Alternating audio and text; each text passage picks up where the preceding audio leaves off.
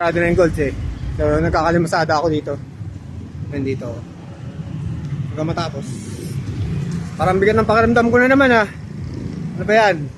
Baka may badges na naman ha. Ganito pakiramdam ko nung last time eh. Nasa McDonald's ako. Yan na nga, pag uwi ko, diba? Pinakita niya na puta.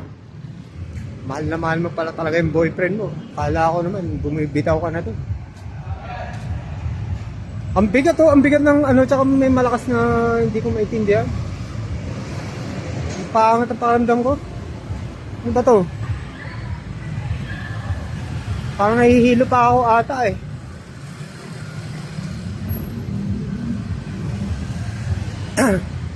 Kung ikaw yan S1, sana wala kang sakit.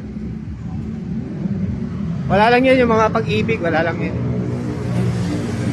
Hindi nga ano sa akin yan. Wala. Basta wag ka lang magkasakit, wag ka lang. Yan ang mga importante, mga wala namamatay. Sige. Public ko to, public.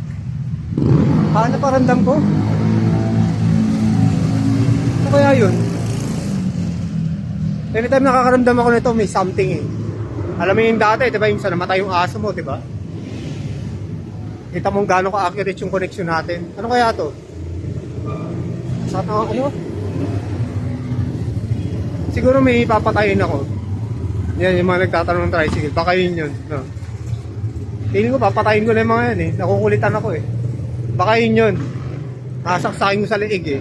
Maghanap ako screwdriver. Siyempre joke lang. Siyempre joke lang yun.